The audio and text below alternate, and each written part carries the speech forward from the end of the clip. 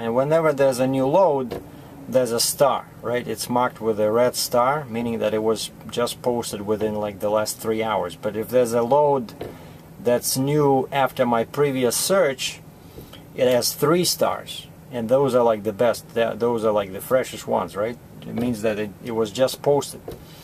So now I'm refreshing because I don't want to do these loads that pay $2,000 to go to Canada, and that's gross to Landstar, right? So, and it's like 1,000 miles, you know, like doesn't make any sense. And it's a flatbed, so it's cheaper than dry van. Actually, I looked for loads for dry vans, they were like $3,000. You know, but again, it's like paint in totes. They don't want to use flatbeds. They want to use dry vans for some reason. So, you know, I'm like a ridiculous situation where if I had a dry van trailer, I could have made more money than with a flatbed. And I even called a buddy of mine. I said, again, I said double drop trailers rule, because actually that's the only trailer that would have helped me make more money. Because there was a load not too far from me, but they're really heavy, like 112,000 pounds, you know, but that one was paying, I don't know, like $10,000, you know, to go to either Canada, or either Ontario or Quebec, you know, like really nice. But anyways, so I'm refreshing the screen, all of a sudden I see 3 stars, I'm like, what? And it's like a whole bunch of money. You know, let's say much more than what those loads in my vicinity paid. And I look at the weight, 40,000 pounds, flatbed only, no step, no tarp, legal dimensions. What? And it's 585 miles away. I have to deadhead.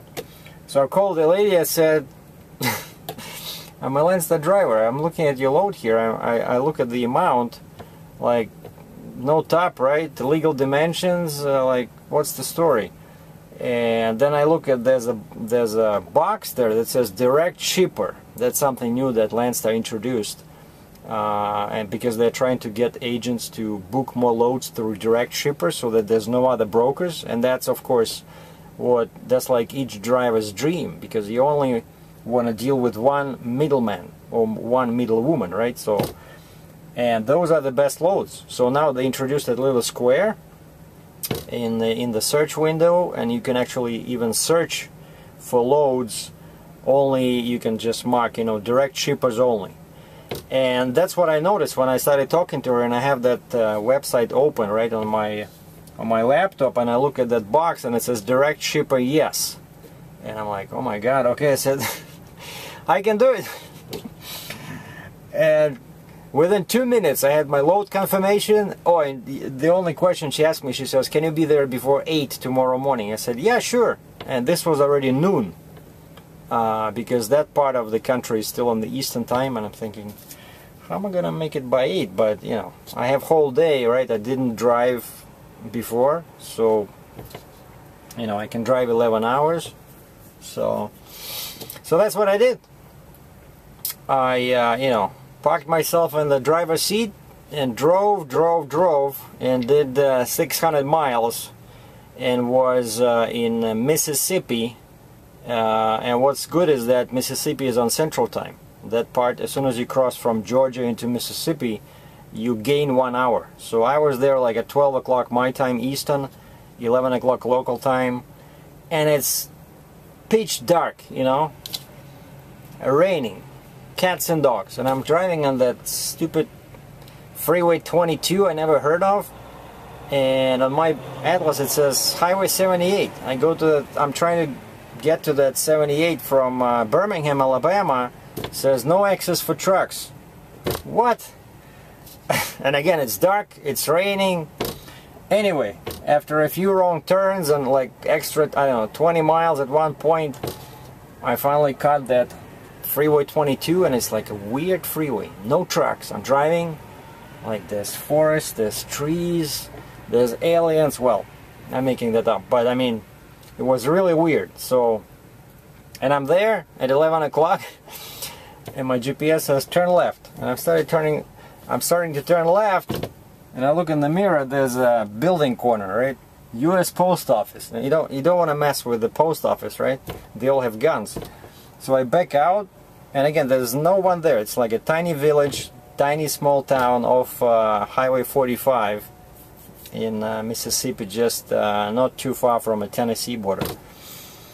Anyway, I make a detour, find that space, shut down for the legal 10 hours, so everything was done by the book.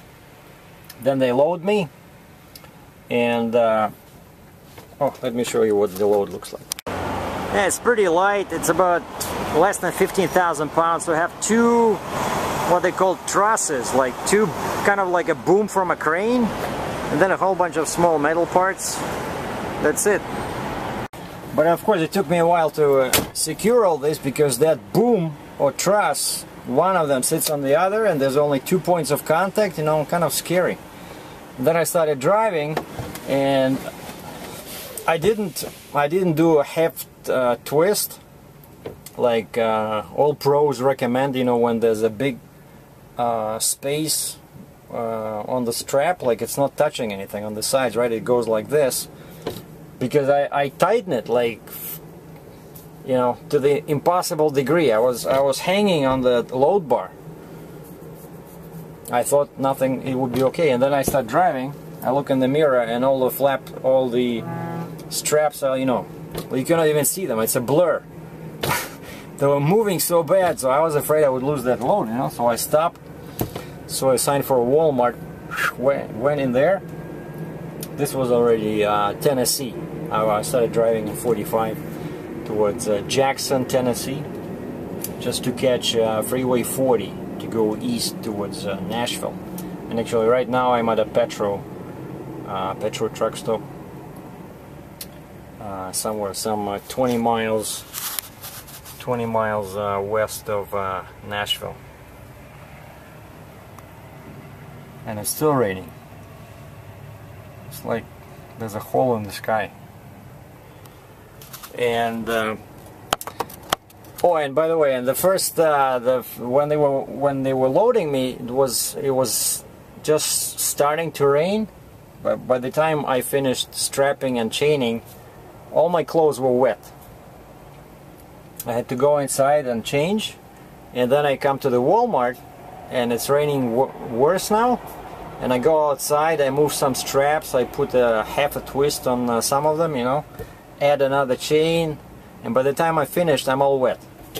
And then I lock the door, start going to the Walmart, start walking to the Walmart to get, you know, something to eat.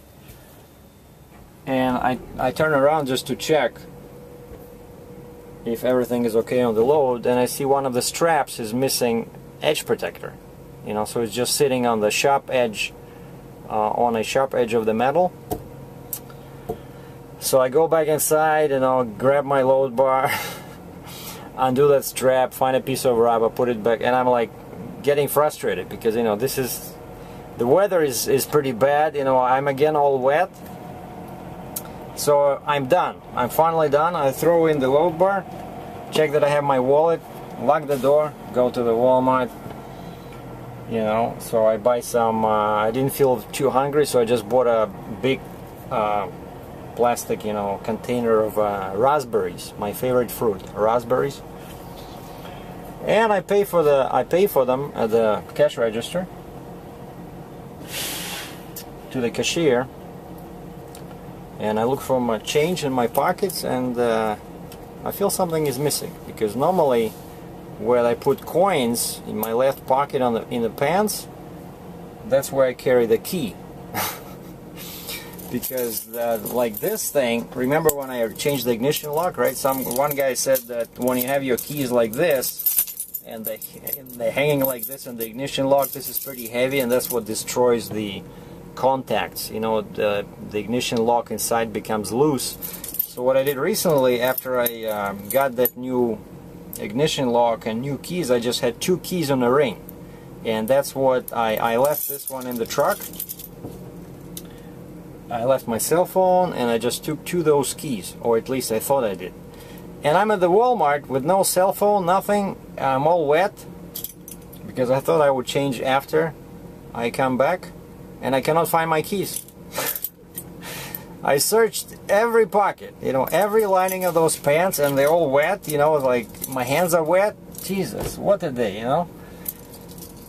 And I remember I had them. I had them because I started leaving, right? And then I went back and opened the door to correct that strap.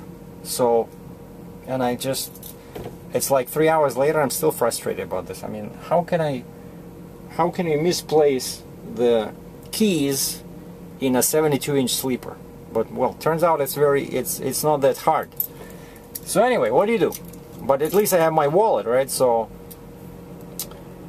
I go back to the truck, you know, I check, maybe sometimes I just put, when I tighten something, I put the keys right there. I climb up, you know, I check on that boom, on the truss, on the deck, around the truck, nothing. I thought maybe I just dropped them, you know. So I go back to the Walmart, and I look like a bum. I go to the customer service, I say, ma'am, you have any spare change? And she looks at me. Well, of course I'm kidding. I say, I said, I got a situation, I locked my keys in the truck. You know anyone I can call, like a towing company? And I said, I don't have my cell phone. So I was wondering if you would make the call, please. So, friendly folks at Walmart, you know. They're ready to help the trucker out. So, she, and she knows, of course, all this. It's a small town. I think it was, what was the name of it? Just north of the border with Mississippi on 45. Selmer. Yeah, Selmer. Like there's one in Texas like that, I think. And this was Selmer, Tennessee. Selmer? Yeah. Anyway, so she calls the guy. There's, you know, the guy that unlocks doors and, you know, stuff like that, and cars, and locksmith, right? And he has a little van. And after about an hour, he comes, and I see him. I'm standing at the Walmart because my truck is in the parking lot, and it's raining. And nowhere to hide, you know. And I see his van, the name of the company on the van, and I told him the color of my truck. He comes over, he drives over, and I'm like 200-300 feet away, you know. So, but I start walking, and by the time I reached him, I just had time to say hello, and he opened the door. $68. But what do, you know? It's either pay or sit there or break a window or something, you know. So, so I'm gonna call this video "Adventures in My Adventures in Mississippi." Maybe Tennessee. Should I use Tennessee?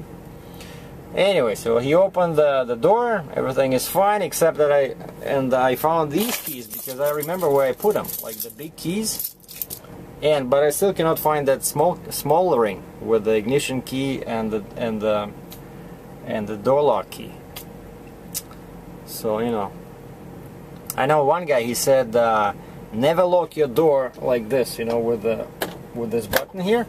It says always lock your doors with a key when you get out. This way you know that you have the key. But what I've been doing recently, you know, I just usually I lock the door like that.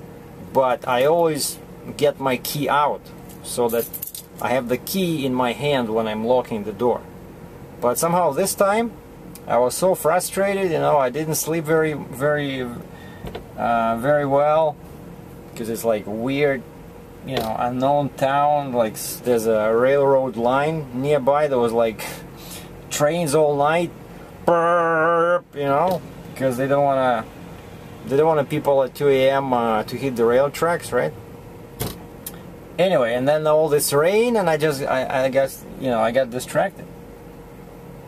And I guess that's what happens. You know, when you get distracted, you misplace things. So it's always a good idea to have spare key. And so now today's Wednesday, so I have about like 750 miles to do. So I'm gonna start real early tomorrow, maybe like 5 a.m. you know, and do maybe like 600 miles because that's from here to the border in Detroit. I want to do that. I want to reach the border tomorrow, and then my delivery is Friday. They didn't tell me what time, and evidently they're building a tunnel for a subway line in Toronto. So I don't know. So these parts I'm bringing, they're gonna be used at that site. You know, so without these parts, trains cannot run. You know, small kids will be crying, elderly people will be really upset. So this is a really important load, which pays, and it helps that it pays a whole bunch of money, you know, direct shipper. So anyway, thanks for watching. So I'm delivering Friday, and then I'm taking a couple of days off, and then Monday I'm picking up a load to go to Northwest Territories. Be safe.